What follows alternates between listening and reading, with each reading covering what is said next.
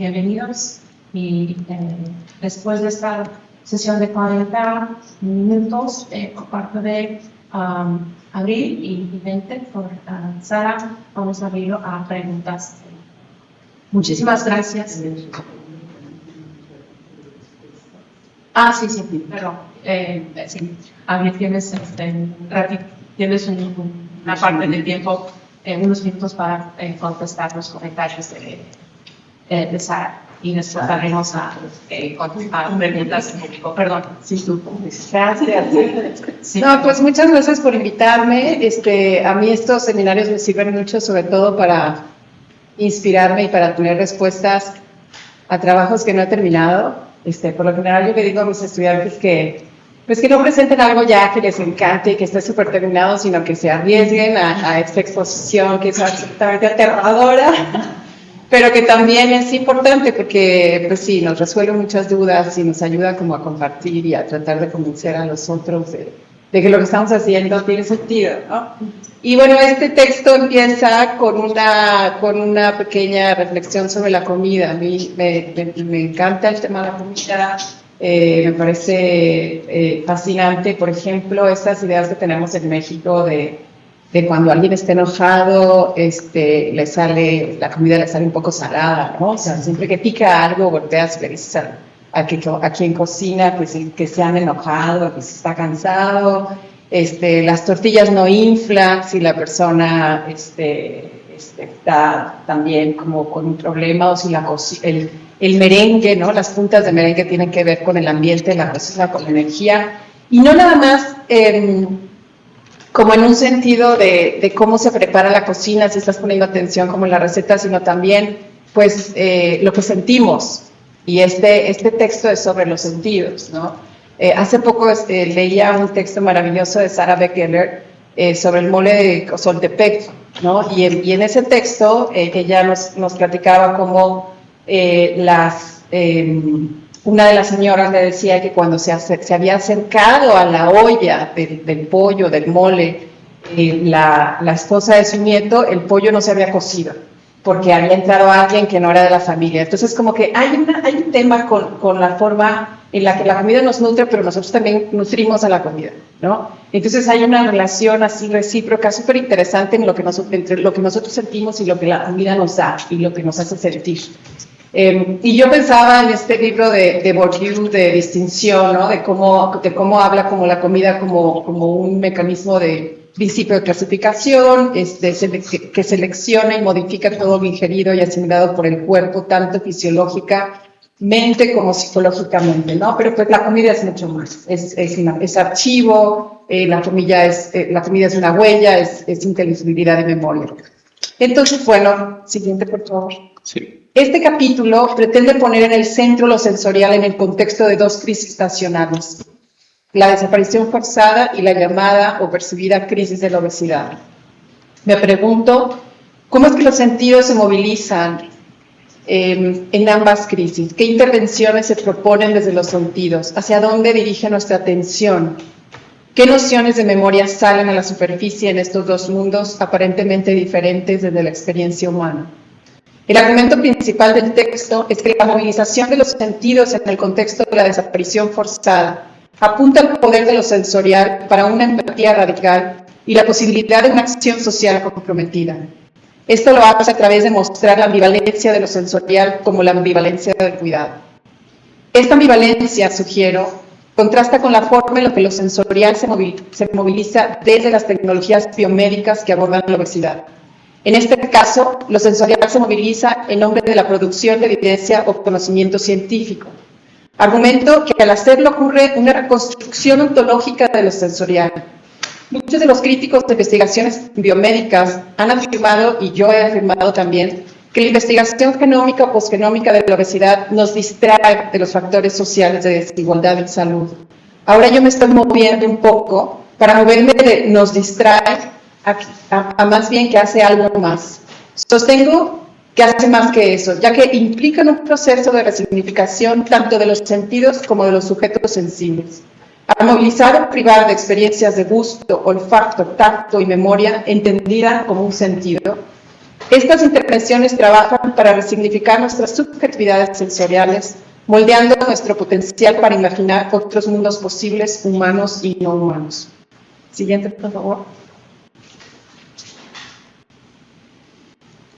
Un total de 123.462 personas están registradas como desaparecidas en México, bueno, al menos en los datos del 2023, aunque no cabe resaltar que muchas de las cuales no son contabilizadas debido a la falta de búsquedas activas.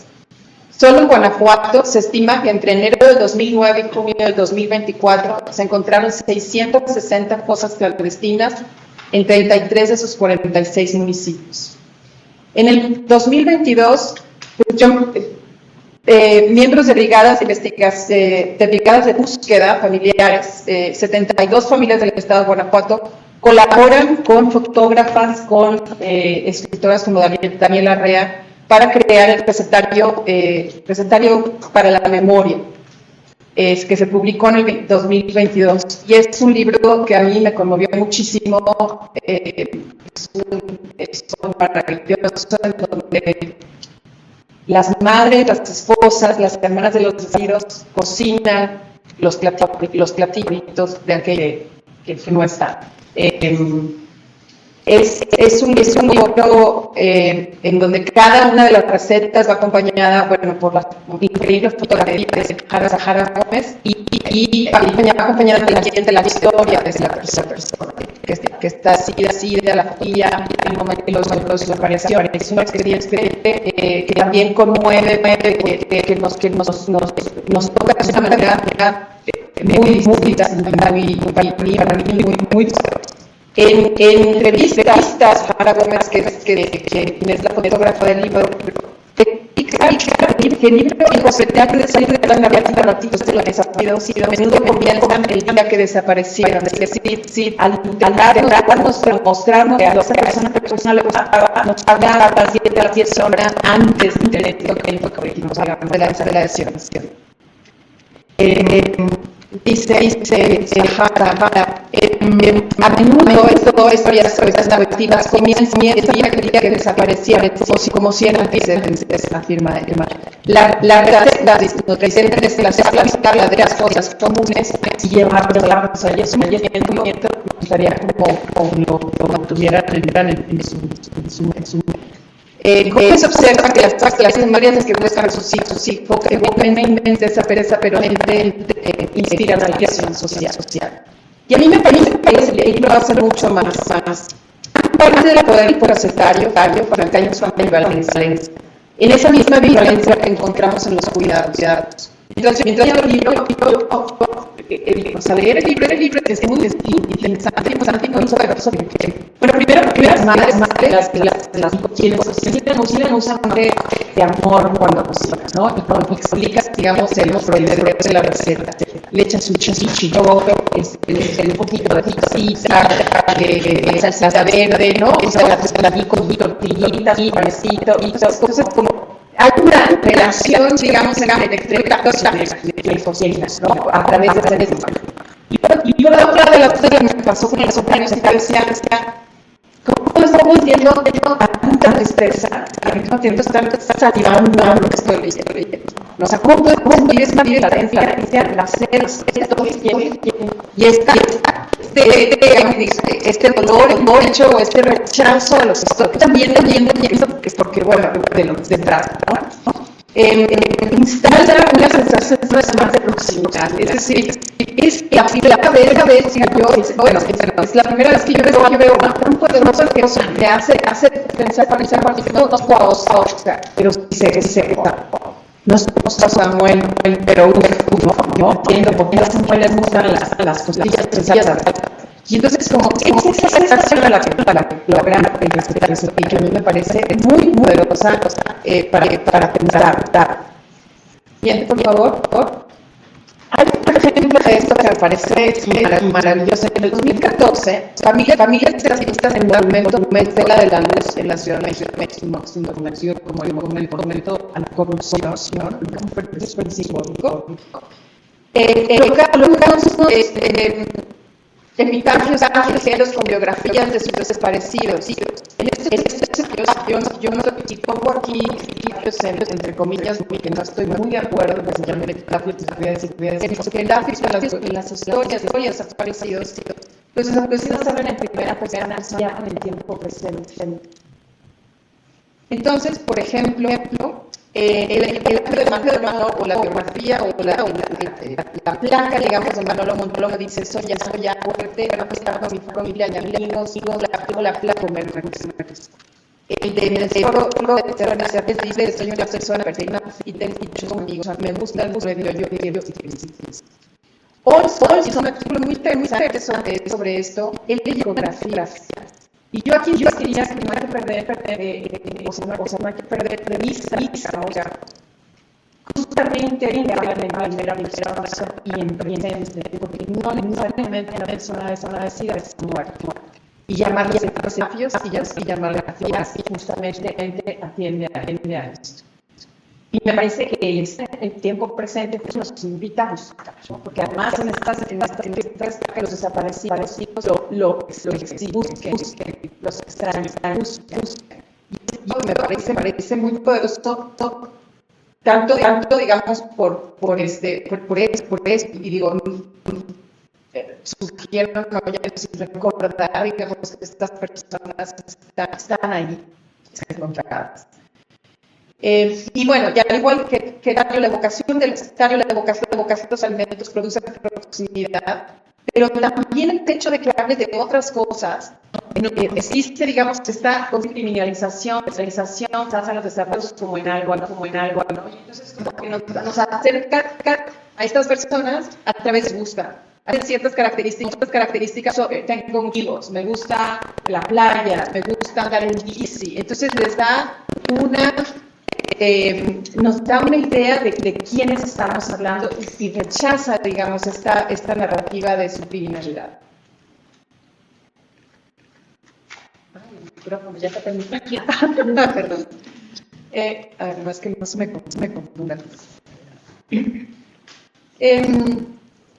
Vale, utiliza el término de desaparición neoliberal es para escribir la crisis actual de México como social para mantener la desigualdad extrema. Desde el contexto de desaparición, la mirada sobre la relación entre los hombres con violencia estatal y la pobreza y la migración. Por ejemplo, vemos que muchos de ellos desaparecieron migrando. Pero otra, digamos, cantidad de manejaban Uber. Entonces yo pensaba, por ejemplo, en esta política que Claudia, la presidenta, vamos a ver qué está pasando con Uber y cómo Uber hacerlo y ampliar hasta menos del país, ¿no? Pero entonces, que también estas movilizaciones de familias desaparecidos nos hacen. Ambos son ejemplos de lo que yo llamo estrategias sensoriales de la memoria. No solo para no olvidar a los desaparecidos, sino también para no olvidar procesos más amplios de injusticia y violencia que preceden su desaparición, que la sostienen y que la facilitan, digamos. Así como el gusto o el sabor de la comida nos acerca a los desaparecidos, el sentido del olfato mueve a las familias y a las brigadas de gato que busquen para él. Tristemente, en muchos casos, en una cosa común. El muerto. El sentido del olfato, durante mucho tiempo, ha sido relegado por la filosofía tradicional como un sentido debilitado, primitivo y antisocial, nos dice Jacquet. Se ha convertido en una herramienta central para las familias y brigadas de búsqueda de desaparecidos. En este breve documental, transmitido por Univisión, Guadalupe explicó cómo después de la desaparición de su hijo se unió a una brigada de búsqueda. La búsqueda de cuerpos requiere un sentido particular, dice Guadalupe. El olor y también la tecnología, la varilla de metal. Luego de recibir llamadas anónimas o pistas, las personas o las brigadas van y buscan a sus seres queridos digamos, después de pistas en lotes baldíos o en territorios donde no hay nada, y lo que hacen es encerrar estas varillas, después sacarlas y olerlas, y si huelen, digamos, a artefacto o si huelen a muerto, entonces ahí están los cuerpos, y es así como han encontrado muchas de las fosas. Guadalupe afirma, hay que tener estómago fuerte, hay que tener estómago para soportar el olor a muerte. Se aprende el olor de la muerte. Se convierte en un recuerdo que sirve para unir a las familias con sus seres queridos y desaparecidos, para brindarles un lugar donde llorar y sanar. Mario Vergara, otro de los integrantes de la búsqueda, ya falleció, por cierto. En algún documental también mostraba esto que yo les decía sobre la ambivalencia. Él decía que era muy triste y muy fuerte el olor a muerte y digamos, encontrarse con ese olor, pero que al mismo tiempo, cada vez que a él se lo topaba o lo olía, sentía una gran paz, una gran alegría, porque pues iba a encontrar a alguien y le iba a dar, digamos, esta paz a las personas que estaban buscando a sus seres queridos. Entonces, bueno, pues otra vez la ambivalencia. En su trabajo, Chantal Jacquet aboga por una filosofía del olfato que examine el posible uso de los olores y aromas dentro del sistema de conocimientos y prácticas humanos que han sido en su mayoría relegados por la filosofía tradicional. Se pregunta si la filosofía podría inspirarse en el olfato como portador de la verdad. Y aquí me gustaría leer una cita, digamos, de Marcela Turati en su maravilloso libro sobre fosas clandestinas en Matamoros, que se encontraron en Matamoros, Tamaulipas, en el 2011, en donde ella tiene esta sección del olor, se llama El olor en la morgue, algo así. Y nos dice, el olor de la morgue traspasa las paredes de la morgue de la ciudad de Matamoros, se cuela por las escuelas, iglesias, negocios, casas, hace encoger la nariz, se camuflaja en la ropa, atasca la garganta, provoca náuseas, obliga a apurar el paso, a pasar sin ver. Ese olor también atrae a personas que llegan de todo el país y desean acercarse porque buscan a sus tesoros perdidos. Al igual que el caso del recetario, el olor a muerte, Turati nos describe vívidamente la omnipresencia del dolor y su fuerza penetrante, su carácter invasivo. El olor a muerte sirve como testigo y marca del pasado, enferma el cuerpo y al mismo tiempo proporciona el don de la esperanza a familias de los desaparecidos. El olor a muerte es imparable, viaja, se mueve como una estampida, pero ojo, porque también mueve. Turati nos escribe cómo el olor a muerte obliga a los funcionarios estatales a salir de la morgue y dice, salían de la sala a fumar al exterior para sacarse el tufo muerto. Salían solo para ser obligados a volver a entrar por las hordas de personas que se les acercaban, inundándolos con preguntas sobre el paradero de sus seres queridos. Al igual que el recetario, el olor a muerte muestra la ambivalencia del cuidado, produce dolor y esperanza. Enferma el cuerpo y abre un espacio para el dolor y la paz. Como señala Puig de la Vallesca, las redes de cuidado son impuras, el cuidado circula en su ambivalencia. Para mí, los sentidos aportan con esa carga afectiva necesaria para mostrar esta característica tan importante de los cuidados, la de la ambivalencia. Me parece que esto es lo que se refiere Jacquet cuando propone un modelo de pensamiento olfativo. El famoso experimento de Milgram, que es un científico que estudia la obediencia a la autoridad y expone a los estudiantes, lo hizo en los años 60, entonces exponía a los estudiantes a ciertas imágenes en donde ellos tenían que decir si eran moralmente o no, o inmorales, digamos, lo que estaban viendo, de sufrimiento humano y demás. Y en esto Milgram concluye que los ojos son incomparablemente más sensibles moralmente que los oídos. Es decir, cuando vemos imágenes de sufrimiento humano nos mueve mucho más que cuando escuchamos, digamos, que alguien sufre. Sin embargo, las transformaciones del humanitarianismo desde los años 70 muestran una historia diferente. Nos estamos convirtiendo en lo que Shola Iliarki llama espectadores irónicos de los otros vulnerables, o como dice Bauman, espectadores y no actores, o bystanders. Para él, eso explica por cómo la proliferación de imágenes virtuales o no impiden una comprensión real de lo que estamos viendo. ¿Cómo vemos entonces? ¿Cómo comprendemos lo que vemos? ¿Cómo representamos lo que vemos? Es moverme a la vista y al tacto. Tania Estrada es doctora en psicología social, activista y fundadora de un colectivo que se llama Hilando Memoria, desde el 21. Está organizada talleres en el estado de Guanajuato. Describe el bordado como una forma de lenguaje, como otra forma de narrar, de ser y observa, cito, toca el acariciar esa tela que remunera los cuidados, mediante esas mismas manos procuramos durante la crianza. Como en los casos del gusto y el olfato de la comida, el tacto en el espacio afectivo de los desaparecidos se convierte en la expresión sensorial de la ambivalencia del cuidado. El cuidado, dice Sandra, está fuertemente vinculado con el tacto como sentido. Y esto parece recuperarse también en las actividades textiles, cuando después de haber escrito el nombre de su hijo en el yeso, hay un cambio inmediato en la forma en la que las madres buscadoras toman esa tela para empezar los hilos y la búsqueda. El bordado sirve para materializar otras desapariciones más antiguas. Y esto que vean es un bordado totalmente de Sandra, que está inspirado en un texto de la secretaria Partilla Moria, en un texto de Daniela Curea. Bueno, este es el bordado que les hablaba, que les platicaba de Sandra Estrada, que está inspirado en esta fotografía en el recetario y en el texto de Daniela Rea. Y bueno, el campo se acompaña por el texto que dice: estos campos nos alimentaban, ahora aquí nos gustan. Estrada bordó lo que alguna vez fueron cosechas regionales comunes, fresas, brócoli, coliflor, chiles. Abajo se muestra la obscuridad de las fosas clandestinas. Pero ¿cuáles son las historias de los procesos que forman la línea invisible que divide los dos campos representados en el bordado de Estrada y en la fotografía de Estrada? Este bordado dirige nuestra atención a los procesos que permiten la trágica transformación, la violencia de la colonización que sentó las bases para la pobreza y la migración, reformas agrarias revolucionarias que han despojado los ejidos y las tierras agrícolas, los programas laborales que sacaron a cientos de miles de trabajadores de Guanajuato para después, solo para considerarlos después una amenaza más tarde.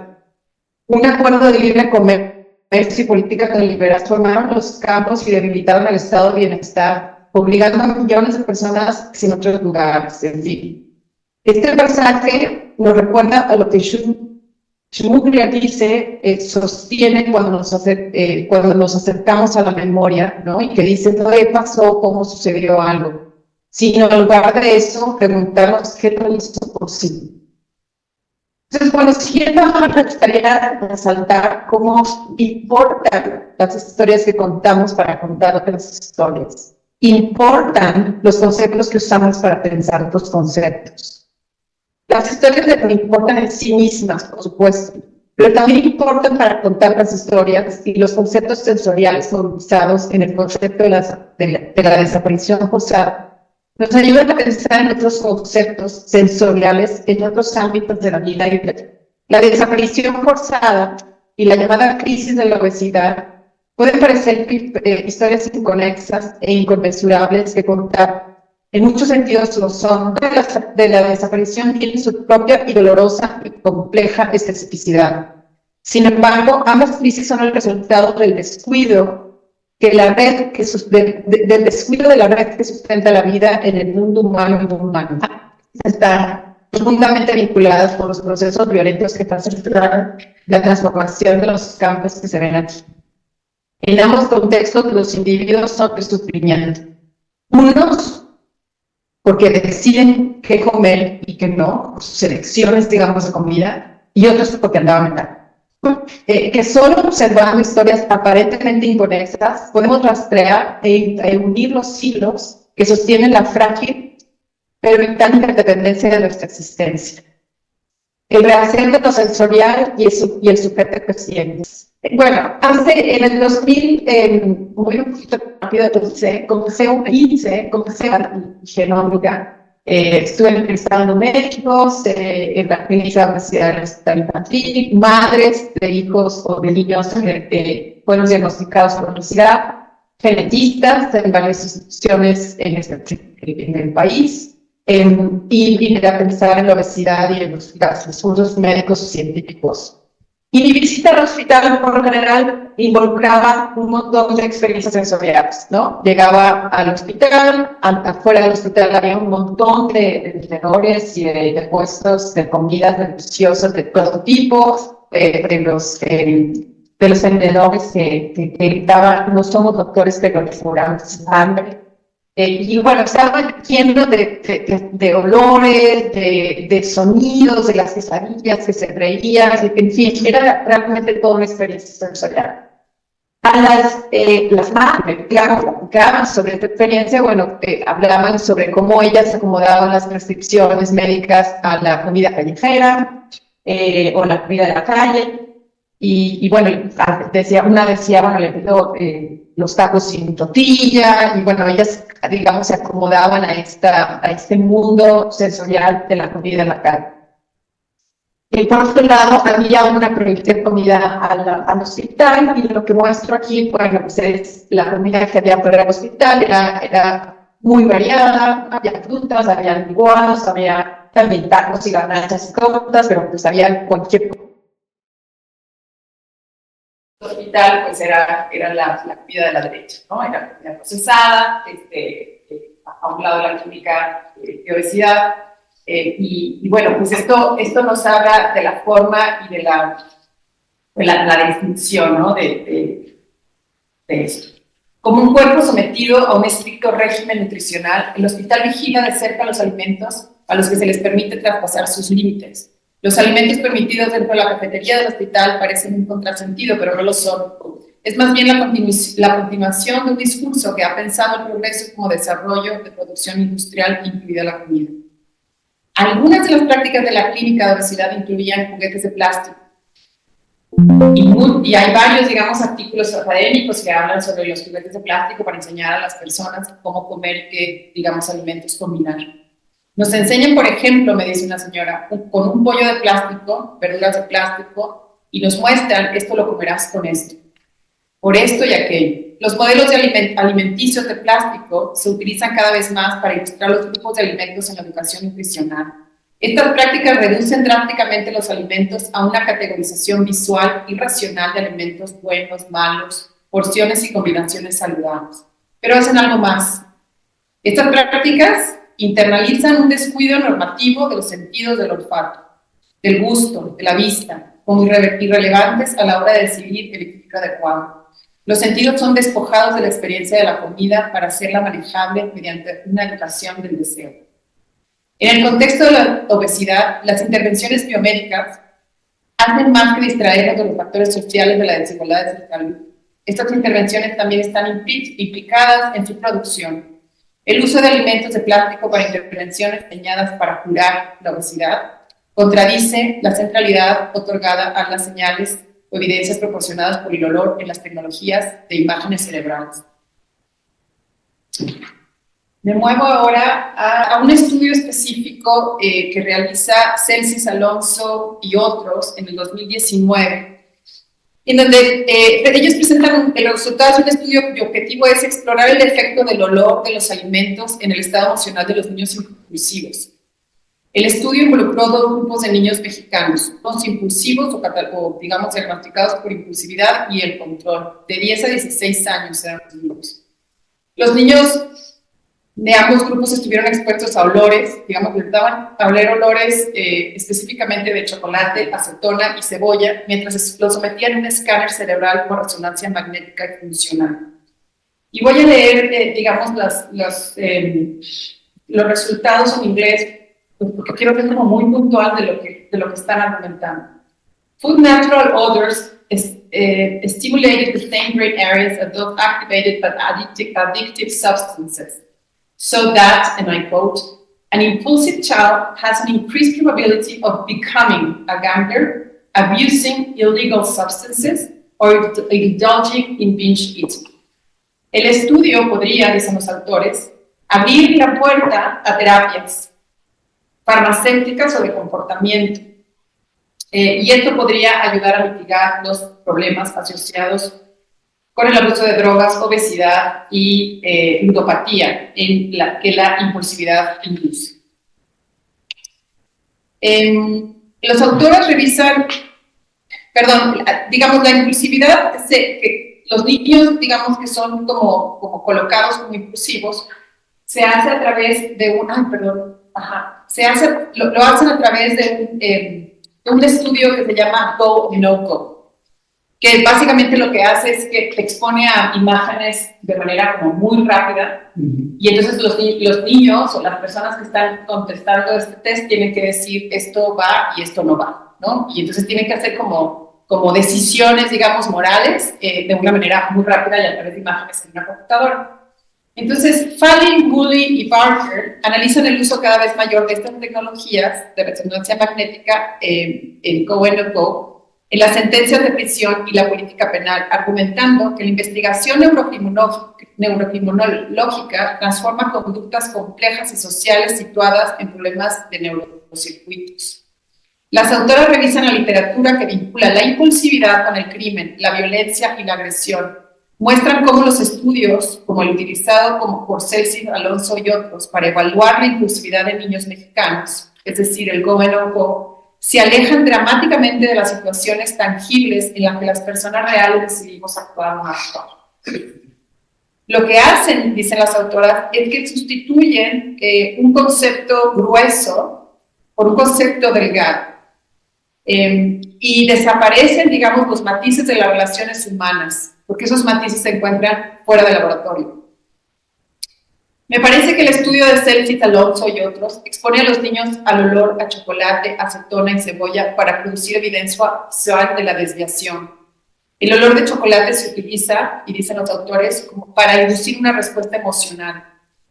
Debido a que la acetona no está asociada con alimentos, los investigadores lo definen como un olor neutral. Los autores clasifican la cebolla como un alimento saludable con bajo valor hedónico, ya que según ellos se sabe que provoca una respuesta emocional y sensorial negativa en los sujetos. Estas categorizaciones no solo se movilizan para producir un conocimiento sobre los cuerpos y los cerebros, sino que también participan en la reconstrucción de experiencias sensoriales y de los sujetos sensoriales. Adjuntar valores hedónicos arbitrarios y respuestas emocionales a una taxonomía de olores implica rehacer cómo se supone que se siente el olor a una cebolla o de un chocolate. ¿Qué respuestas emocionales son normales o patológicas? Como afirma Puig de la Vallesca en el caso de las tecnologías digitales, lo que estamos viendo es cómo estas tecnologías están rehaciendo lo que significa tocar. Transforman nuestras subjetividades sensoriales al internalizar modos tecnológicos de percepción.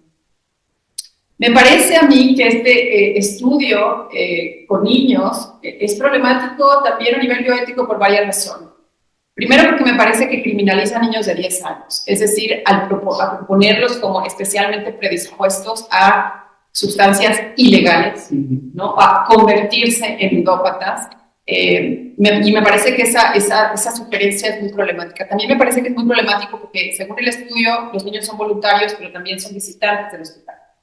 Y entonces habría que preguntarse a manera de carácter de qué visitan el hospital. Porque si son pacientes, ahí pues habría muchas preguntas que hacer. ¿Cuál es el costo del rehacer de los sentidos? A medida que se borra la ambivalencia de nuestras subjetividades sensoriales, también se descarta el poder que la acompaña. Si hay algo que los relatos de desaparición forzada mostraron tan vívidamente, es precisamente la ambivalencia de lo sensorial. El olor de la muerte produce tanto un dolor insoportable como un alivio en el sujeto que lo siente. El lector del recetario siente tristeza mientras anhela los platillos en las fotografías de Sahara Gómez y en las cocinas de las madres y de las hermanas. Estos sentimientos de ambivalencia son profundamente complejos, inalcanzables por las premisas de la tecnología de la imagen o de la neuropsiquiatría. La fuerza de esta ambivalencia se encuentra en su poder de conmovernos, de dirigir nuestra atención a las causas profundas del sufrimiento humano, el sabor de la comida, el olor a la muerte, la vista de un paisaje empobrecido, el roce de los hilos de colores que atraviesan un trozo de tela mientras una madre borda el nombre de su hija desaparecida. Todas estas experiencias sensoriales sacan a la superficie, a la vista, al entendimiento, los procesos aparentemente inconexos que permiten las desigualdades en salud, la violencia, el despojo de la tierra y las políticas comerciales neoliberales. Estos procesos obstruyen el florecimiento de los mundos humanos y más que humanos y separan la línea entre los campos que solían alimentarnos y aquellos en donde están enterrados los cuerpos de los desaparecidos. Sí. Bueno, entonces, una de las cosas que también me parece importante aquí es decir que estas imágenes o estas tecnologías, digamos, de los escáneres cerebrales, no solamente hacen algo con los sentidos, sino también con el sujeto sintiente, en el sentido de que, como dice Dumil, también nos presentan distintas taxonomías de cerebros humanos y son cerebros, digamos, que se igualan a la persona. Me parece también importante destacar cómo digamos, todas estas tecnologías sobre la obesidad o todos estos discursos sobre la obesidad se vinculan con propuestas, digamos, estatales, con acciones estatales, como en la caricatura que AMLO trató de promover y de distribuir en 35 millones de hogares mexicanos, en donde se trataba de inducir a los niños a comer comida saludable, y en esta caricatura, a la cual nos pronunciamos enérgicamente las compañeras activistas y yo, en un periódico, mostraban niños a los que se les definía como niños con cuerpos chatarra, ¿no? Y entonces, como ven en esta fotografía, pues los niños están comiendo basura, huelen, ¿no? O sea, una basura huele mal, ¿no? Un niño se ve mal, huele mal, y entonces otra vez como hay una evocación a los sentidos muy problemática cuando se trata de obesidad.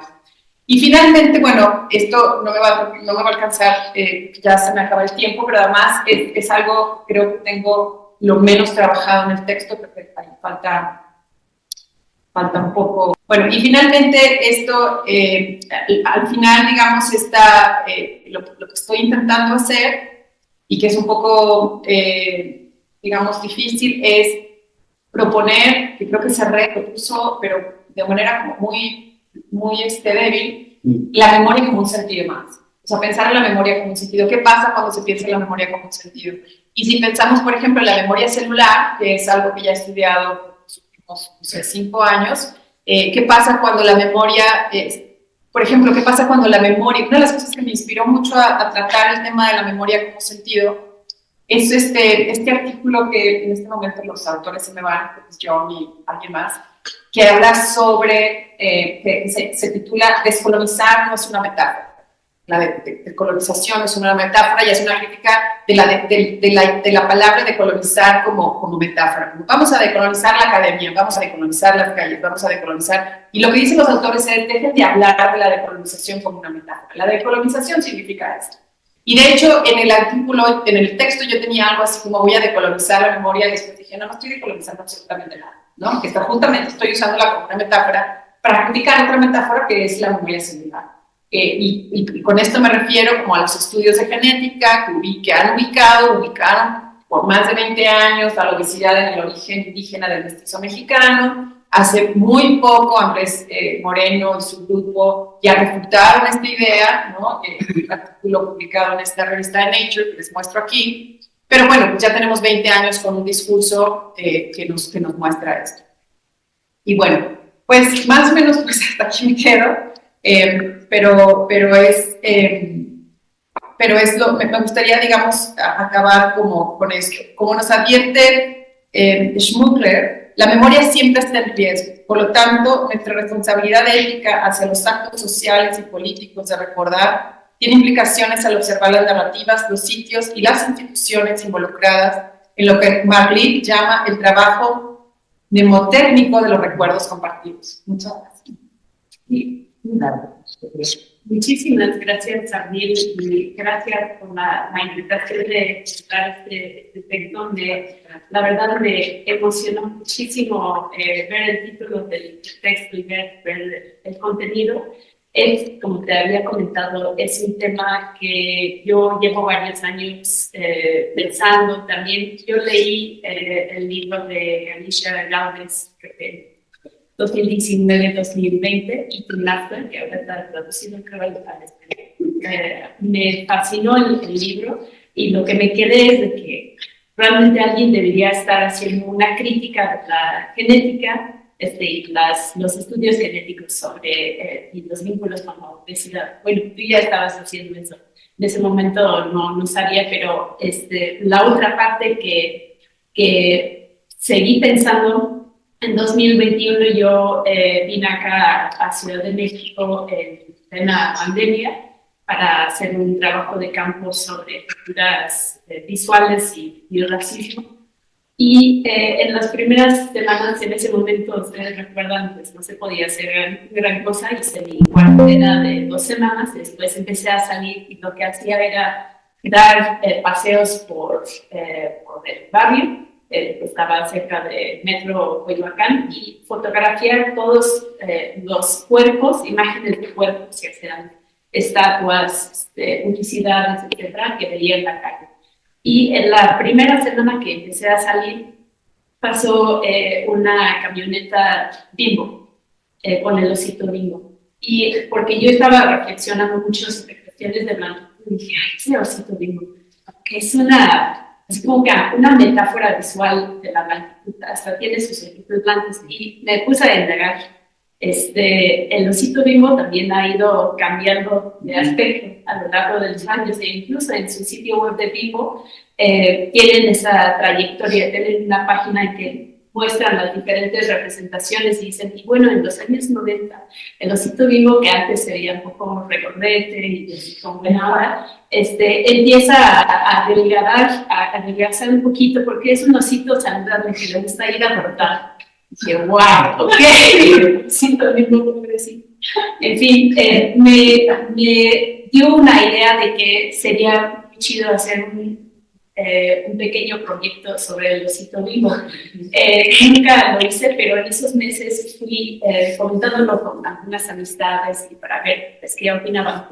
También tengo que decir que esta semana que vi la camioneta Bimbo fue la semana en que pasaron la ley de que ya no podían aparecer caricaturas en las comidas infantiles, y obviamente hubo muchos comentarios en redes, etcétera. Y me acuerdo muy bien que cuando iba, en particular una vez que fui con un amigo y le planteé esta idea del osito Bimbo, y dice, el osito Bimbo es buena onda, ¿no? Así como que no vayas en contra del osito.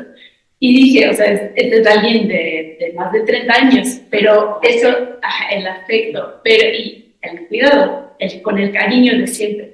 ¿No? Eso me hizo pensar, y también lo que me quedó mucho del libro de Gálvez es ese discurso que tiene ella sobre la comida hyperpalatable, no sé cómo lo podemos traducir al español, pero la idea es de que son grasa, sal y azúcar, causan picos de dopamina y se incluyen siempre en las comidas chatarra porque son irresistibles. O sea, y nunca, por eso también supongo que por eso siempre hay comida chatarra en los hospitales. No te va a enfermar el mismo, o sea, nunca te va a causar el mal de hemopesima, ¿verdad?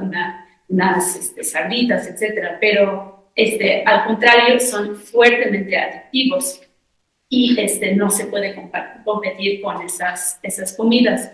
Entonces, una de las cosas que quedé pensando de tu capítulo, me encantó la parte o el puente que haces a la mitad de por qué, porque inicialmente sí se ve como que, no, pues estas son dos cosas distintas, ¿no?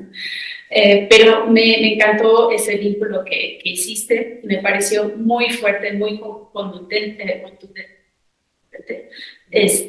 Hasta tienes una frase que no lo dijiste aquí en la ponencia, pero se me hizo fuertísima la frase en que vinculas los diferentes tipos de muerte. Hablas de las desapariciones que pueden o no pueden ser un tipo de muerte, y hablas de creo que una abuela de un niño que había ido a una cita médica y salió y dijo, ¿te acuerdas de los sí. Dijo algo así de que ya sáquenme de aquí, quiero morir, ¿no? Mi cuerpo es inútil. Se me hizo fuertísima esa cita. Lo que quedé pensando es de que está también muy impactante pues, tu análisis de los sentidos, del afecto, de la memoria, cómo se vincula con la comida. pero también pienso que hay que pensar en lo que están haciendo esas compañías, cómo es que ellos están diseñando comidas para justamente crear esos vínculos en el nivel aparentemente celular, ¿no? ¿Por qué, por ejemplo, como tú dices, culpamos a la niña impulsive? Porque su cerebro y su cuerpo son defectivos y reaccionan al ver la comida chatarra o a oler el olor a chocolate, cuando esa comida está diseñada para provocar esa reacción, no es por otra cosa. Y pues sí, las comidas tradicionales no pueden competir contra eso. Y me hace pensar también, yo tengo una infancia de 2 años y medio, nos mudamos aquí cuando tenía 9 meses. En su cumpleaños del primer año, yo así como muy consciente, también hay que mencionar que yo vengo de Inglaterra, que es el país más obeso de Europa, lo cual también me genera muchas reflexiones comparativas sobre los discursos que hay en ambos países. Pero bueno, yo muy consciente estaba haciendo un régimen para Echi sin azúcar, sin sal, nada de eso, antes de un año. Y entonces para su cumpleaños de un año quisimos hacer una piñata y quisimos hacer un pastel. Yo hice un pastel con dátiles así sin azúcar para Echi o para los demás. Y teníamos en la piñata, pero dijimos, no, pues le ponemos cacahuates, chabacanos, así cosas más saludables. Invitamos a unos poquitos amigos con infancias también. Y me acuerdo muy bien que unos de los padres se quedaron viendo el pastel así que, qué triste fiesta. Así como que una fiesta sin chocolate, sin caramelos, es triste, ¿no? Hasta un primo de Echi que tenía en ese momento 11 años, la apartó un poco del pastel de chocolate y dijo a alguien, es que se lo voy a dar a Echi porque es un derecho probarlo en su cumpleaños. Y se me hizo otra vez muy fuerte, ¿no? Como que esa idea de que no hay fiestas sin Coca-Cola, no hay piñatas sin dulces. Entonces, ¿cómo se vincula, cómo se vuelve una parte de las tradiciones, cómo se vuelve algo que inspira alegría? Luego, bien, me quedo pensando, pues, ¿por qué tienes, o sea, una denuncia muy, muy fuerte en tu capítulo, pero creo que podría ir un poquito más allá y hay incluso más vínculos y me encantó lo que hiciste con el artículo en el sentido de tratar de entrelazar cosas que se ven muy dispersas, pero finalmente vemos que están totalmente imbricadas de formas muy complejas y no, aunque sí te aventaste a abordar esa complejidad y realmente felicidades por eso. Y yo veo algunos más vínculos que se podrían hacer. Regresando a Bimbo, que tengo mi vendetta en contra de Bimbo, en ese momento también, pues cuando estaba investigando sobre eso y ahora esta semana entré otra vez a buscar algunos artículos periodísticos, Bimbo también fue criticado justamente en 2016-2017 y aquí encontré un artículo en el sitio Página Abierta y dice, Bimbo hace un uso indiscriminado de fertilizantes y plaguicidas altamente tóxicos. Y era un artículo sobre niños de la escuela que estaban haciendo una campaña un activismo para pedir a Bimbo que nos trataran con el cariño de siempre, pero sin menos pesticidas. Entonces ahí se vincula con el daño ambiental, los efectos de salud, cáncer, daños al sistema endocrino. Luego, 2017, un artículo del New York Times sobre espionaje corporativo y privado usado por empresas multinacionales como Coca-Cola para intimidar a promotores de un impuesto a los refrescos.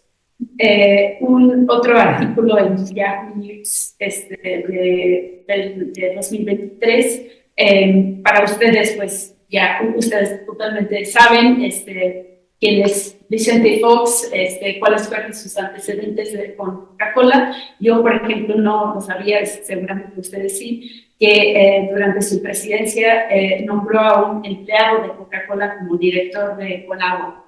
Entonces, otra vez, pues, ¿por qué tanto en Inglaterra como en México se hacen estas medidas, ¿no? Nuevas leyes y así, pero nunca se nombra a las compañías lo que están haciendo? ¿Por qué no se nombra? Bueno, primero porque, pues, también son asesinas las compañías, ¿no? O sea, tienen todas las herramientas para eliminar a la oposición. También porque los empresarios y políticos que pues benefician de la riqueza de estas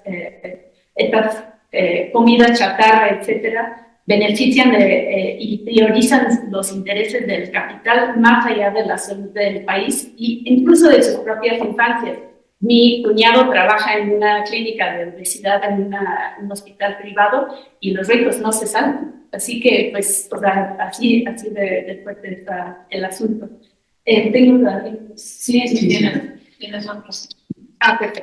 Entonces, pues, y luego pasando, bueno, aquí mis notas son un poco dispersas, pero ahí, ya que mencioné Inglaterra y México, pues otra vez lo que creo que no se menciona lo suficiente como hipótesis de por qué estamos en esta situación, por qué Inglaterra, por qué México, pues no es por nada que en Inglaterra tuvimos a Thatcher. O sea, son los países más neoliberales de sus, o entre las más neoliberales de sus regiones. Y en ese sentido, otra vez creo que no llegaste a la parte en tu presentación, pero tienes una cita de un genetista que entrevistaste que estaba hablando de esta idea de que los Native Americans, lo cual ya fue desmentido por Moreno en su grupo, pero la idea del Native American genome y de que tiene esta deficiencia y esta propensidad hacia la obesidad. Y dice este genetista de que, bueno, pues lo que hemos visto una y otra vez es de que el caucásico es el que se resiste mejor o se adapta mejor a los sistemas alimenticios urbanos y pues modernos, ¿no? Pues esa persona nunca fue a Reino Unido, o tal vez no fue a una parte que no es el centro de Londres, ¿no? Donde yo crecí también, pues o sea, salta a la vista, ¿no? O sea, la obesidad sí está racializada también en Inglaterra, pero generalmente también tiene un vínculo muy fuerte de clase, un cargo de clase. Y otra cosa que bueno, y también tienes una frase en tu capítulo que dice los médicos son conscientes de la desigualdad y sus impactos en la salud. Sí creo, pero otra vez pensando en conversaciones que hemos tenido con mi cuñado, también lo que veo es de que siempre hay esta tendencia a decir, bueno, sí, la desigualdad, pero es multifactorial. O sea, no se sabe realmente si pesa más el genoma o más la desigualdad, etcétera, porque es complejo y no se sabe. Pero ahí sí creo que hay que cuestionar mucho eso. O sea, sí hay una visión económica, pues, política que no me parece que captan tan bien los médicos, o al menos en mi experiencia. Y la última cosa que quería mencionar es de que algo que a mí, otra vez, con la experiencia de tener a mi hija acá, y de estar tratando de cuidar, pues, lo que come y así, tiene una condición en los dientes que hace que sus dientes son más sensibles al azúcar, y que es otro motivo, nada que azúcar, productos con azúcar. Pero también me hizo pensar que es muy común ver a infancias ahora con, no sé cómo se llama, pero esas placas de dental, porque ya se están pudriendo los dientes. Y o sea, es muy fuerte decirlo, pero en la genética forense los dientes pueden ser muy importantes como pistas para una fosa.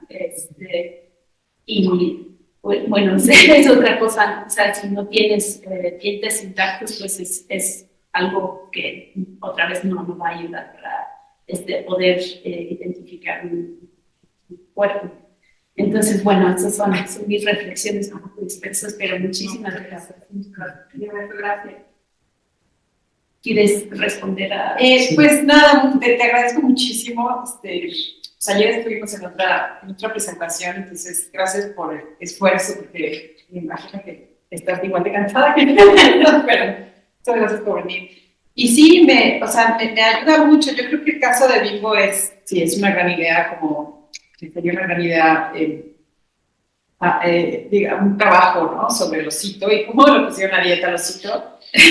Creo que lo del cariño de siempre no lo había pensado, pero pues sí, también, ¿no? Evocar el cuidado, ¿no?, y el cariño y el afecto cuando en realidad, pues, nos está enfermando. Y cómo esta falta de criminalizar a las industrias se contrasta con la criminalización de las infancias, ¿no?, en donde se busca, digamos, la responsabilidad individual. Y no es, digamos que esto que a mí me parece que hay un montón de cosas que estoy diciendo en este texto que no son nuevas, o sea, que creo que hay un grupo ya grande de personas que estudian la comida y la nutrición desde lugares bien críticos, y creo que eso está claro. Lo que me parece que no está tan claro, que quizás falta trabajar, es justamente los sentidos y cómo estas prácticas justamente no solamente distraen, sino que producen algo, hacen algo. Y bueno, y esto que hablas de, o sea, justamente Bimbo, ¿no?, es decir, con el cariño de siempre, también hace algo, ¿no? O sea, como que las industrias también hacen algo. Y me parece que justamente por eso el olor, digamos, o sea, lo que hace este estudio del olor, por ejemplo, también yo me puse a pensar, bueno, el olor de la comida es profundamente cultural, o sea, es profundamente contextual, ¿no? Y entonces como que hacer una taxonomía de olores, por ejemplo, veía a otro estudio similar también en México y también con infancias, que usaba lavanda como neutral y usaba clavo como saludable. Y yo decía, bueno, pero no estamos en la India, porque clavo sería... Entonces, como no calórico, ¿no? Y entonces, ¿qué forma digamos, de producir una taxonomía que es absolutamente frágil e insostenible, ¿no? Y después como de plasmarla en imagen cerebral, es muy fuerte. Entonces creo que, por un lado, sí, estas industrias tienen estos como, ¿cómo le llamabas? Los sabores, ¿no? Estos sabores enfatizados. Pues sí, como sabores, sí, como enfatizados o preparados, no sé, fuertes, pues. Pero también, por otro lado, todos los sabores, digamos, los sabores en general, pues había que ver cómo... Pues sí, como que el gusto de estos, porque no les dan a los niños, por ejemplo, oler. Por ejemplo, una de las cosas que me dijo una doctora fue, hay olores, como el pepino, que los niños no reconocen, no lo tienen en su memoria. Entonces, como que lo que me trataba de explicar era, hay niños que jamás han comido comida saludable, tanto que no la tienen en la memoria. Y entonces yo decía, bueno, pues volvemos como al tema de la memoria, como esa vocación a la memoria dice algo, ¿no? ¿Qué es lo que tiene un niño en la memoria? Y bueno, también el asunto de, bueno, ¿qué es lo que puede percibir ya desde lo sensorial un niño en un scan? Porque quien sea que haya estado adentro de algo así, que ha estado ahí, pues no es cualquier cosa, ¿no? O sea, son los nervios de estar en un lugar cerrado, el color, ¿no? O sea, también me puse a estudiar como todo lo sensorial en los hospitales son blancos, pues hay toda una historia de la natura de los hospitales, porque son blancos, y la higiene, la modernidad y demás, todos estos discursos, pero también qué provocan en los pacientes los colores más sanos, y qué provocan en los pacientes, por ejemplo, diferentes mujeres, etc. Entonces, como que, ¿cuáles son esas cosas sensoriales que quitaron? ¿no? En esos estudios. O sea, ¿qué pasaba con esos niños que estaban allá? En el sentido de cómo, qué tocaba, ¿no? Y bueno, pues sí, me sirve mucho lo que me dices, bueno, los dientes, me hiciste pensar también como en este que yo mencionaba ayer del microbioma oral, ¿no? Este nuevo estudio que dice que el microbioma, los microorganismos que viven en nuestra boca alteran nuestra percepción del gusto, y entonces pues hay comidas que nos gustan, que a nuestro microbioma le gusta, ¿no? Lo que está comiendo. Y eso a mí me parece enorme, o sea, enorme porque sugiere un sujeto, o sea, como que desestabiliza también, o sea, como al sujeto en términos de agencias, como, no me gustaban a mí los esquites, ¿no? Si me gustaban las criaturas que estaban dentro de mi boca. O sea, ¿qué hace con el gusto, pero también qué hace con el sujeto, ¿no? Y es fascinante porque pues, tiene un enorme potencial para desestabilizar lo humano y quitarnos del centro, por fin, ¿no? Entonces ya no somos más que el microbioma, ¿no? En estos mundos, somos un hábitat, ¿no? Pero también, pues ahí habría que pensar en cómo, porque digamos, estos estudios del microbioma oral lo que dicen es, pues hay que intervenir. O sea, podemos pensar en intervenir, pero no, ¿intervenir a quién? O sea, porque yo no quiero que me cambien el sentido del gusto. O sea, si se habla, por ejemplo, de transferencias de microbioma intestinal, pues no quiero ni imaginarme. Y además, digo, dado que el microbioma se está estudiando a partir de la ancestría, pues qué implicaciones, aparte una de las cosas que me quiero pensar, qué implicaciones tendría esto también para la cocina nacional, ¿no? Con todos ¿no? Las cocinas regionales, las cocinas locales. No, vamos a decirles a los del mole, no, a ustedes no les gusta el mole, ¿no? O sea, es enorme, digamos, la potencialidad de pensar en los sentidos, en lo que los sentidos, ¿no? Nos hacen. Y bueno, pues sí, muchas gracias, te agradezco mucho, voy a pensar muchísimo, lo de los perritos es maravilloso. Sí, o sea, además, sí, o sea, sí lo queremos, sí lo ven, que prohíban lo que se dijo, pero que lo cito, por lo menos que no lo adelgace. En fin, muchas gracias.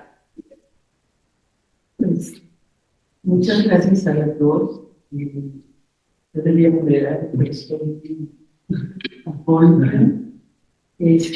Ahora vamos a dar paso a las preguntas y respuestas del público, del público.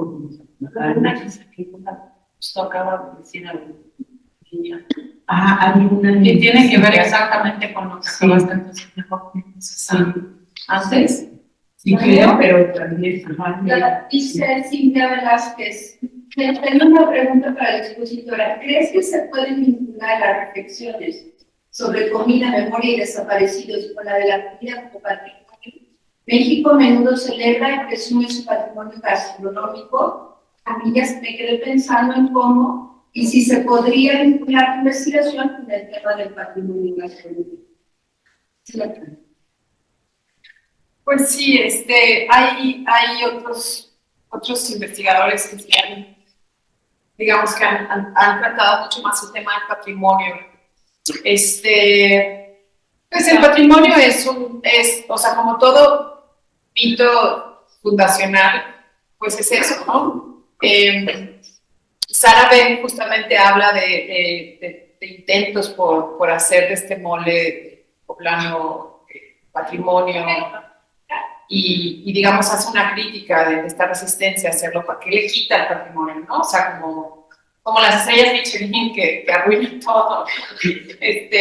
Sí, o sea, ¿qué es el patrimonio más que una negociación también con fines que no tienen nada que ver con la comida?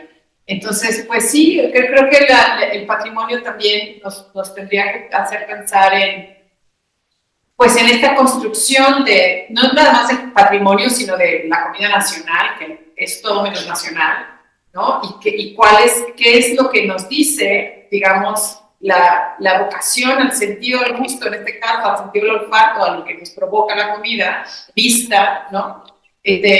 Y cómo, digamos, se mueven en distintos lugares. O sea, no sé muy bien qué responder. Yo creo que lo que sí sería importante es pues ver cómo se está movilizando, por ejemplo, estas ideas del gusto y el microbioma, y, o sea, el gusto, el sentido del gusto, y también, sobre todo, la intervención al gusto, ¿no? Cómo pensar entonces en estas comidas. Pero en el sentido del patrimonio, bueno, lo único que puedo opinar es que no es una buena idea, digamos, no le hace nada bien a nadie que la comida se entienda como patrimonio, porque es como los pueblos mágicos, ¿no? O sea, como que creo que pocas cosas que nos ha hecho más daño que la campaña de los pueblos mágicos. O sea, no le hace bien a los pueblos que los cataloguen como mágicos. Para ratos son mágicos. En México. Sí, exacto. Entonces, bueno, pues no sé más que decir. Lo voy a pensar. Pues, Hola, Bill. Yo ya te había leído este texto, Sí. bueno, una versión previa, y ahora escuchándote dije, me gusta lo que estás haciendo, pero digo, de cualquier manera, hay algo que me hace ruido, y yo creo que, y ahorita pensándolo y escuchándote, bueno, te voy a dar el comentario, y o sea, ya sí, espero que sí, pues, Sí. no, pues, me parece que estás en dos ejes de análisis distintos, y que quizás ahí el vínculo no lo estás explotando tanto entre estos niveles. Por un lado estás hablando de lo sensorial, del olor de la comida, de cómo esto tiene una idea con la memoria, del olor a muerte. O sea, me parece que lo sensorial, el olor está en un eje muy importante. Y por el otro lado, cómo este olor ha sido transformado en tecnologías. El olor de la resonancia magnética del niño gordo, obeso, que le dicen esto es un olor neutro, esto es un olor que sí sabe bueno, y cómo eso se transforma en una imagen, lo que sea, ¿no? Un dato numéricamente cuantificable y transportable a las tecnologías. Y quizás ahí faltaría meter cómo identifican a los muertos, que hace Sara, que hace el vínculo con los movimientos, la identificación genómica con tecnologías, ¿no? Por un lado, ellos están identificando, la gente buscadora está identificando a los muertos por el olor, pero hay un paso en donde la tecnología o la ciencia identifica al muerto por la tecnología, por otros métodos, otras metodologías. Ese es un eje grande del texto que me parece importante e interesante. Y por otro lado, creo que tienes otro eje que también está ahí subyaciendo, que es el de la memoria.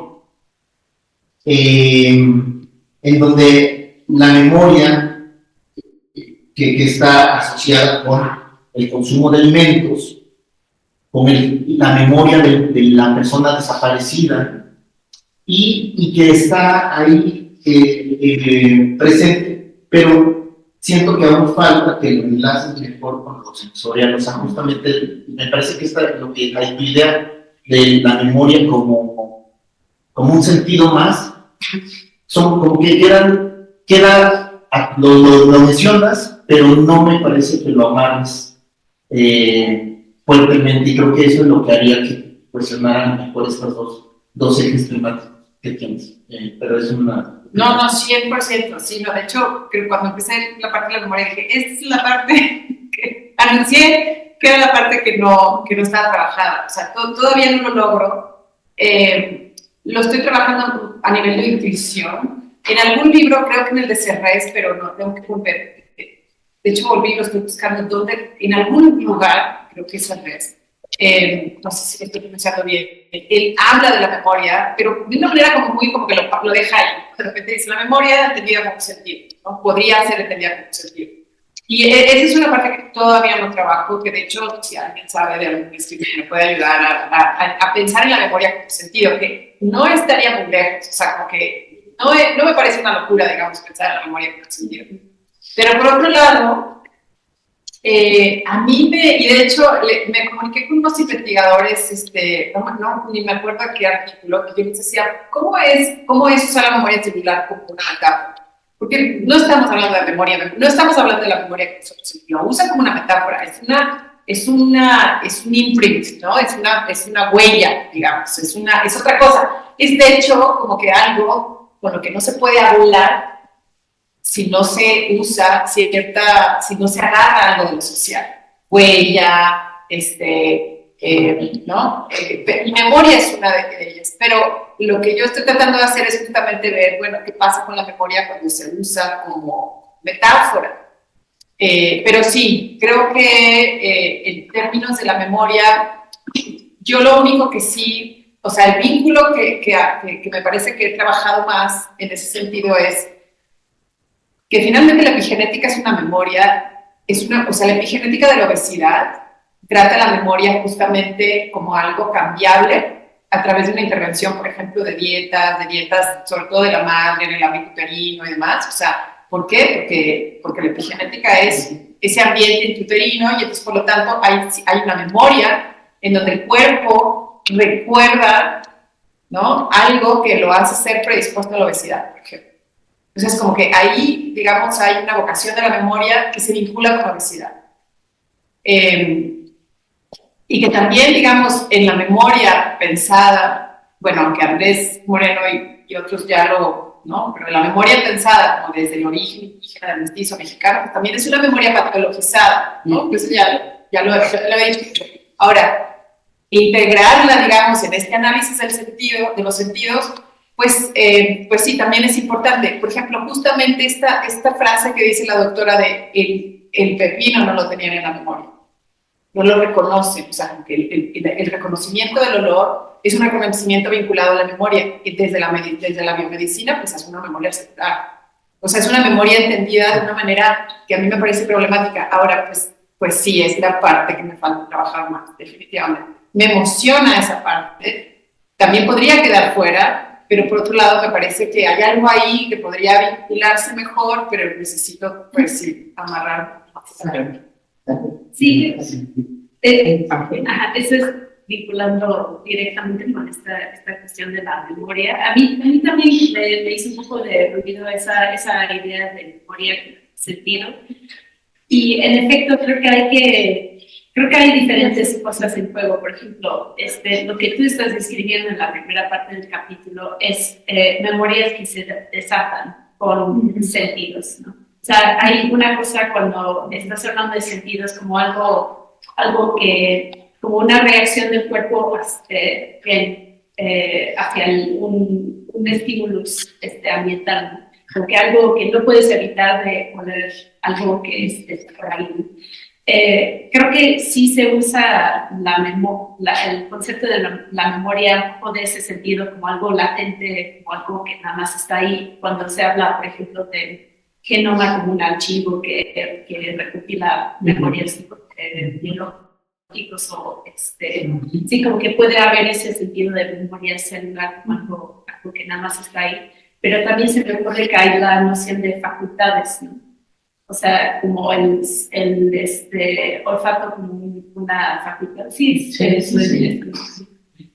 que tiene más la idea de que algo que se puede mejorar, es algo que se puede trabajar y puede ser una herramienta. Y en ese sentido creo que la memoria yo lo vería más en ese sentido, ¿no? Hay que ejercer la memoria, si no se nos olvidan cosas, es algo que se puede mejorar, entonces tal vez es una idea de que tal vez es tratar de distinguir entre las a lo que referimos realmente. De mi agua. De mi agua. Sí, gracias. ¿Quieres responder a tu? No. Ahorita después. Ok, pues Y luego. pues, gracias por la muchísima presentación. Yo siento que tienes una dualidad cuando hablas sobre hambre, una ausencia en falta, de deseo apetito, con una potencia, gusto, de presencia también.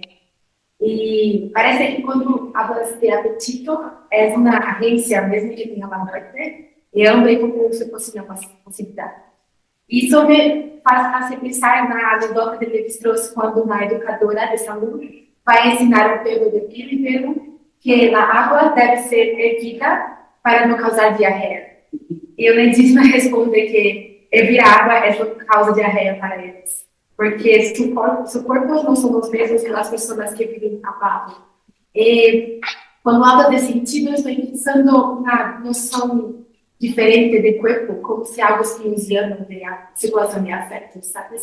Que la medicina, los genomas, piensan en un cuerpo que es diferente del cuerpo de las madres, que son os campos estabelecidos, e como essa noção de sentido como algo que multiplica, de multiplicidade, de apetite pode não ser uma pista para pensar em outro tipo de cuerpo e cuidado. Sí, pues sí, no todo, pero sí, lo suficiente. Sí. No, me parece bien interesante esto que dices del hambre y del apetito. A mí, justamente yo quería, pero yo dije, no, ya no puedo salir, porque por lo general me salgo así, no, no voy a hablar de música. Entonces, como que ya no puedo como hacer tantos, ¿no? Pero a mí esta frase del vendedor de comida en la calle, que dice, no seremos doctores, pero le curamos el hambre, me llevó, o sea, yo dije, me puse a leer El charlatán y el médico de Isabel Stengers, y cómo la medicina y el charlatán se distinguen, y el curar, y entonces cómo el curar, ¿no? Distingue al charlatán del médico. Entonces, porque en realidad, y luego también digamos, la etimología de curar, que es de curar es cuidar, ¿no? O sea, y entonces como que dije, wow, justamente también el vendedor ambulante se distancia de esta criminalidad de los, ¿no? De criminalizar a los vendedores ambulantes, etcétera. O sea, como que, y me parece que ahí es justamente el hablar de creamos el hambre, ¿no? Y cómo lo hace en un contexto de hospital, que tiene que ver, digamos, que se separa del tema del apetito, o del gusto, digamos, de lo que te gusta. Pero sí, es muy interesante lo que te dices, y lo del cuerpo pues también, como las madres y los médicos ven un cuerpo distinto, pero también producen un cuerpo distinto. Y bueno, nada más para responder un poco lo de la memoria, Manley tiene un libro muy lindo que se llama Ética de la Memoria, que se me olvidó también, como por la prisa no lo dije, pero a mí me gusta mucho ella cómo hace, dice, bueno, pues está la memoria. Creo que lo distingue, es que no me acuerdo cómo lo traduje, pero en memoria común y en memoria colectiva. Y entonces la memoria común es la memoria que vamos teniendo todos y todos vamos, digamos, acumulando esa memoria. Y la memoria, pero es como una memoria que todos acumulamos de distintos sucesos y se va como pasando, el fragmento, lo que sea. Pero la memoria colectiva involucra a las instituciones, o sea, eso es una memoria que se forma a partir de nuestra versión y de las versiones que recibimos de distintas instituciones. Y yo pensaba que justamente la biomedicina era una de esas instituciones, en donde la memoria colectiva se forma, ¿no? De una manera distinta a la común. Y entonces, como por ahí también yo quería hacer el vínculo con la memoria, es decir, una de las instituciones que no menciona ella, porque ella dice, bueno, las escuelas, pero no menciona la familia, pero no menciona la medicina, ¿no? La medicina como una institución que nos confronta con ciertas versiones, en este caso del cuerpo, del gusto, ¿no? De los sentidos, y bueno, pensar esto desde esta ética de la memoria, que me parece que sería muy interesante pensar. Bueno, sí, algo, para mí me gustó mucho, esto para muy importante. O sea, sí quiero una mujer que es un tema políticamente importante, más allá de la intervención o esta intervención pensada en lo necesario que es pensar, no solo la limitación, sino relacionarla con la institución. Es ahí el sentido que a mí también, cuando dices, hay una relación entre los cuerpos que desaparecen, que han sido destruidos y que nos olvidamos, y ese cuerpo enfermo que de pronto está vivo, pero dice, quiero morir.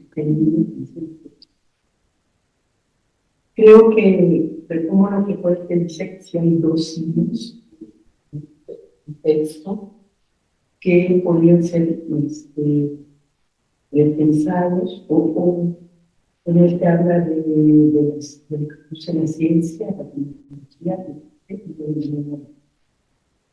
de hecho, aquí porque una frase tuya dice: el conocimiento tecnocientífico producido está profundamente embebido en un remaking, en un bracero ontológico de lo sensorial, ¿no? Lo sensorial y el mundo de nuestras pensiones.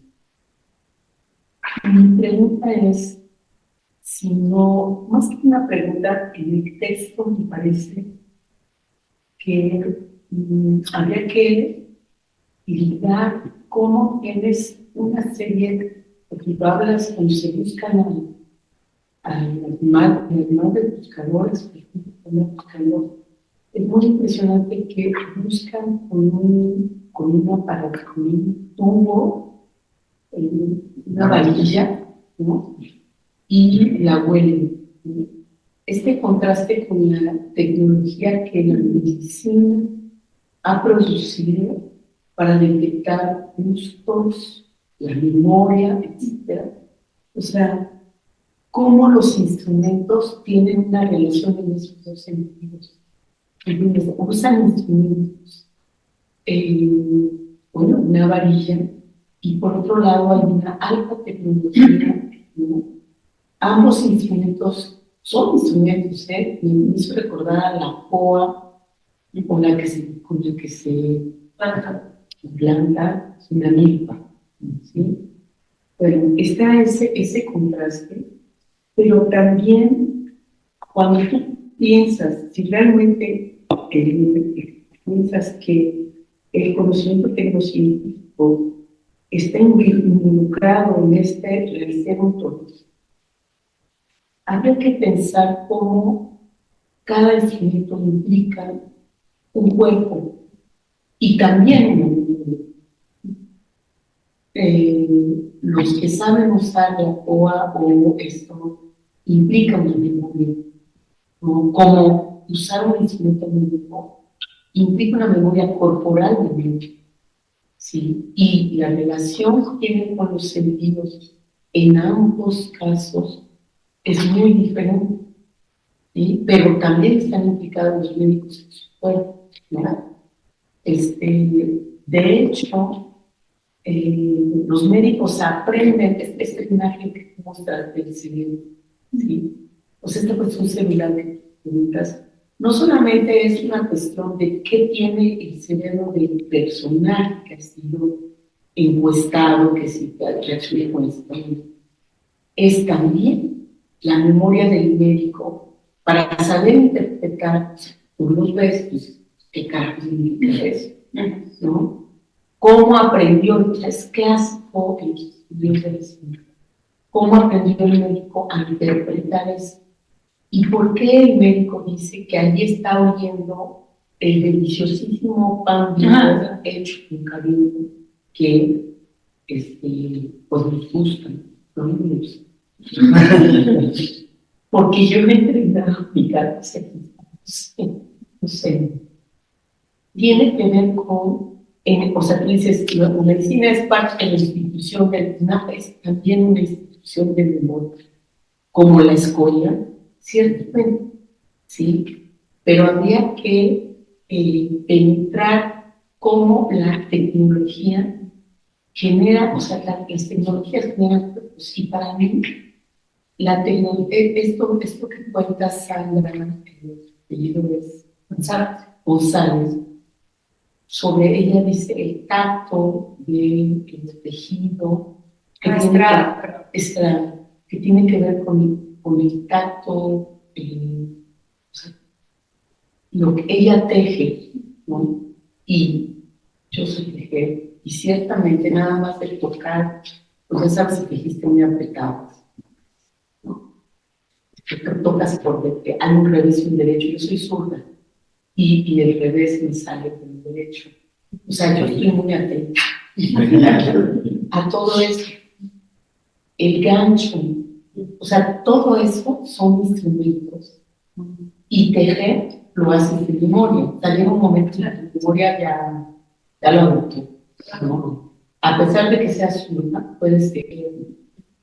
Yo tuve una profesora que me dijo que nunca iba a poder tejer. Porque Quería producir un cuerpo.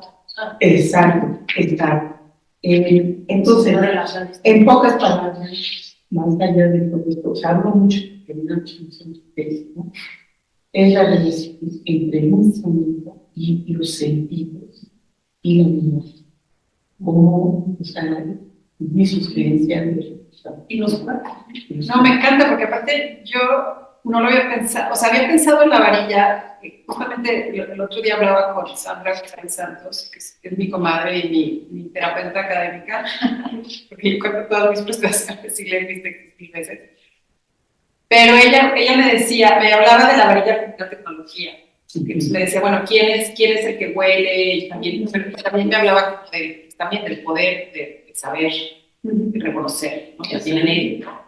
Y entonces me decía, bueno, hazle como las mismas preguntas a estos dos sujetos, al médico y hablamos de la varilla, pero ahora que tú me dices esto de los instrumentos, yo decía la olla, ¿no? La aguja, la tela, todos son instrumentos. O sea, al final, como que hay un montón de instrumentos en la historia que no nada más es el scan, ¿no? O sea, es el escáner, pero también es la varilla, como dices tú, también es la olla, hay que saber usar la olla, ¿no? Para poder cocinar, la cuchara, qué sé yo, o sea, como que me parece que sí, que creo que los instrumentos es algo que no había pensado y que está ahí muy poderoso también. Y de hecho, en el texto, bueno, en el segundo, no lo planteo, más trabajado, pongo la fotografía, tomé pocas fotografías en el hospital, pero una de las fotografías que me acuerdo que me llamó mucho la atención fue una máquina de escribir. Y entonces como que pongo la fotografía como, bueno, este es el instrumento de los médicos, que una de las cosas que sí noté en la crítica de obesidad es que pues había muy poco presupuesto, o sea, como que sí son así como los que menos, ¿no? Los que menos atención les ponen. Entonces como que en el discurso nacional la obesidad es un gran problema y una como prioridad y claro, vas a la clínica de obesidad y dices, pero ¿dónde está? ¿No? ¿Dónde está esta prioridad? Y bueno, están en el sótano, y tienen como, no tienen un espacio para trabajar digno, digamos, buen espacio. Entonces, como que yo vinculaba, yo más bien como la tecnología del escáner, ¿no? El costo, la gran tecnología de esto, y la tecnología de una máquina de escribir, en donde el médico tiene que... Y entonces, por ejemplo, yo estaba pensando, pues, ¿cómo haces para sistematizar los datos, para que haya cierta lógica o cierta información que pueda... Pues no, pues tienes una máquina de escribir y tienes un escáner, ¿no? Y bueno, pues los neurocientíficos están en otro piso, o sea, es totalmente una jerarquía del hospital. Que refleja la manera también en la que fuera del hospital se trata el tema de la obesidad. Nos importa, pero no nos importa. Nos importa, pero las industrias, ¿no? Todavía no tenemos como la voluntad política de hacer algo, etc. Pero sí, gracias. Sí me sirve mucho eso. Sí. Y al final, con todo el escáner, como decía Sara, hasta los ricos también engordan. Claro, o sea, claro. Entonces, ¿será que son necesarios?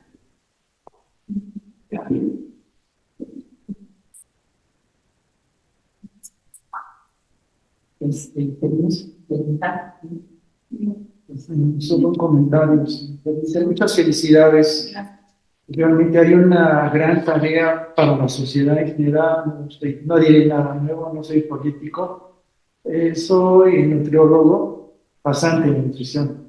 Pero me llamó mucho la atención este trabajo por cuanto a la educación formal y la informal, la que se tiene hoy en concreto, por todo el reto que se viene para la modificación de circunstancias en las que el niño va a la escuela, porque ahora se va a procurar que no haya alimentos que no beneficien a su cuerpo o su organismo, para no poner nombres. Entonces, si ya se libró poco más o menos una batalla en la industria alimentaria, pues ahora trabajar con estos negocios de subsistencia para algunos, como son los puestos ambulantes, y bueno, también al interior pues de la escuela. Entonces, tanto en la escuela como en el hogar, hay todo un gran reto que esperemos lograr, no solamente llegar con artículos de plástico para que mire por aquí, por allá. Que bueno, hay una gran tarea por delante. Felicidades por sus aportaciones y esperamos seguir por una mejor niñez, una mejor familia y una sociedad. Muchas gracias. Gracias. Es una última pregunta. Mariana. Hola, ¿qué tal? Buenos días. Mi nombre es mucho gusto verla en persona. Yo no llega ya a través de sus textos. Y bueno, a mí me saltó mucho cuando vi la figura del niño obeso que se muestra como material, no sé si educativo en este caso, pero me hizo recordar mucho como a los materiales que se distribuyeron a través de la Secretaría de Educación Pública durante la pandemia sobre vida saludable, ¿no? Y generalmente, pues, esto vino a romper conmigo un poco porque yo me ha tocado ver como niñas, ¿no?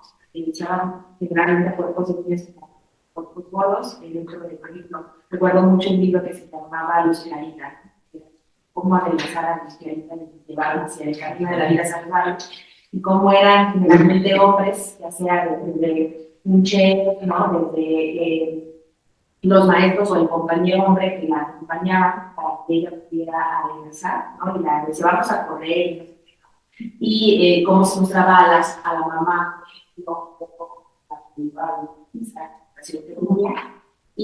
también al ver esta otra imagen, pues esto va para lejos, ¿no? O sea, nos interpela a todos, los hombres, a los niños también, ¿no? O sea, no solo hacia las mujeres. Y pensaba como en quienes están aprobando desde el diseño y la aprobación de estos materiales educativos que circulan en las escuelas y que evidencian y que tratan de reeducar a las infancias, cómo lo hacen.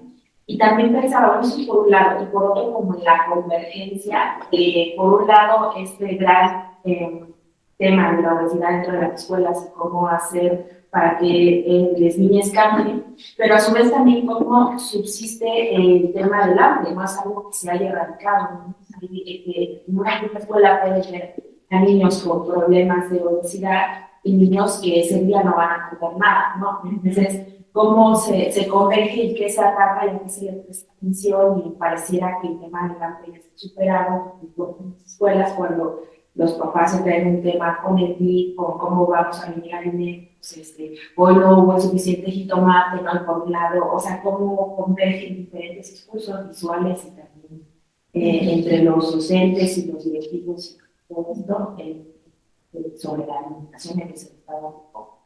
Como que me generaron esa. Muchas gracias. Sí, pues este fue una caricatura, eso creo que se llama Fistborn. Fistborn. Ajá, y la hizo en pandemia, la hizo en medio de la pandemia y AMLO la quería distribuir entre 35 millones de hogares y hubo un montón de gente que protestó, entre ellas nosotros tenemos un grupo antigordofobia y entonces publicamos se llamaba ¿Qué estás tragando?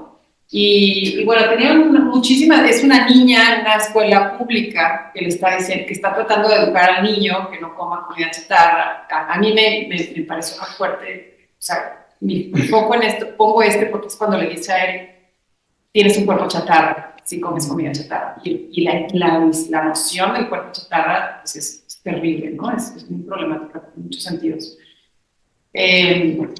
Porque le está diciendo, tienes un cuerpo basura.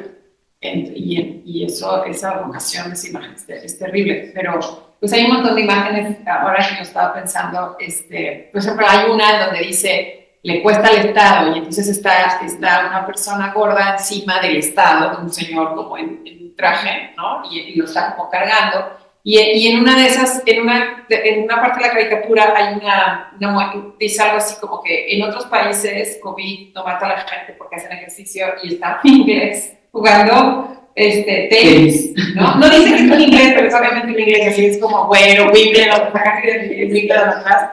Y entonces, pues sí, ¿no? Una cosa ahí como de clase, de raza, como que hay un montón de implicaciones en en la caricatura. Gatell, recuerdo que trató de defender esta caricatura, porque digamos que ante el desastre que hicieron con COVID, ¿no? Primero que no pasaba nada y que si las mascarillas. O sea, ante el desastre, lo más fácil era culpar al índice de masa corporal de las personas mexicanas, ¿no? Entonces, pues esta caricatura a nosotros nos pareció no nada más gordofóbica, sino muy problemática para las infancias, y terrible, digamos, el discurso hasta racista, ¿no? de la caricatura. Al final creo que no se distribuyó, pero sigue en línea y sigue ahí, ¿no? Y también sigue nuestra acusación de que pues, era una mala idea.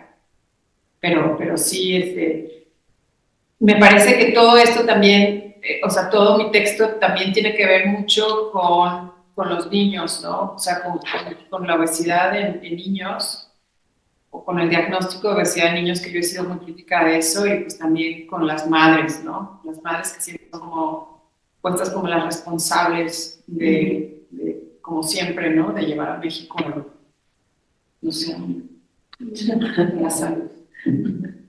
Pero bueno. Muchas gracias. Pues, otra pregunta, comunicar.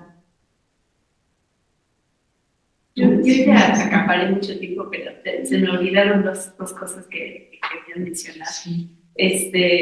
Una de ellas era sobre Día de Muertos, porque recibí tu texto justo después de Día de Muertos, fue mi primer Día de Muertos acá. Y me hizo pensar mucho pues, en las ofrendas que se pone en la comida favorita de las muertes. Y me hizo pensar un poco el libro que nos enseñaste. Es como si fuera una ofrenda, pero que no tiene dónde colocarse. Que es comida para alguien que puede o no estar muerto. Y lo están ofreciendo al mundo de cierta forma, porque no pueden, supongo, no pueden poner su ofrenda. Entonces, bueno, eso se me hizo un vínculo también pues, que tal vez sería interesante. Y lo otro, mencionaste Uber y las desapariciones. Obviamente Uber ahora tiene Uber Eats, lo cual también creo que es un vínculo muy evidente, pero también nos habla de pues de cómo han cambiado nuestros hábitos de comer, y cómo pues para la gente de clase media que está trabajando en sus oficinas hay toda la economía de personas en contratos muy vulnerables, que circulan y distribuyen la comida y se arriesgan para hacer eso. Y no sé si viste anoche en la ponencia que hice, hubo una diapositiva con una arte callejera. Es un campesino en el estilo, creo que de Rivera o de un muralista, que tiene su sombrero y se está inclinando para pues, trabajar la tierra, pero tiene su mochila de Uber Eats. Ajá, entonces, sí. Y eso fue en pandemia que puede pasar, pero se me hizo también muy, o sea, otra vez ese vínculo entre clase, trabajo y las demás. Fíjate que yo, el Día de Muertos, lo que pensé con las ofrendas, justamente este pasado Día de Muertos, dije, estaba yo poniendo el mío, se lo puse a mis tíos y a mi abuelo, y entonces pongo mezcal y cigarros, y dije, Dios mío, ya. Básicamente, el único momento en donde podemos comer lo que queramos es cuando estamos muertos, ¿no? O sea, es como, ahí te vas a investigar, ya si te hace bien, te no importa, ¿no? O sea, como que qué fuerte que es el único momento en donde podemos regresar a comer lo que sea, sin estar a dieta, o sin estar pensando en las calorías, o sin estar... Entonces, pues creo que sí, o sea, estas ofrendas de Día de Muertos y cómo nos dejamos llevar con la comida sin tener que estar pensando en las dietas, pues son interesantes. Y lo que dices del Uber Eats es bien interesante porque, digo, no quiero yo tampoco como abusar justamente como de las metáforas, porque obviamente pues le tengo mucho respeto, ¿no? al dolor y a la tragedia que es la desaparición, pero ahora que mencionas Uber Eats, pues digamos que los los desaparecidos de recetario desaparecieran mientras conducían un Uber. Pero, y entonces hay una desaparición de un cuerpo, ¿no? Pero Uber Eats desaparece otras cosas, ¿no? Desaparece nuestra forma de comer, desaparece nuestro tiempo para comer, desaparecen nuestras dietas, desaparecen cosas. Y entonces como que otra vez me parece que hay un montón de vínculos en estas dos crisis, ¿no? En estas dos crisis, aunque una es una crisis y la otra digamos, hay un debate de si la obesidad es una crisis o no. O sea, todavía hay gente que no la entiende como enfermedad o no la percibe como enfermedad, pero bueno, esa es la discusión. Pero sí, lo vamos a pensar. Muchas gracias. Gracias a todos. Muchas gracias por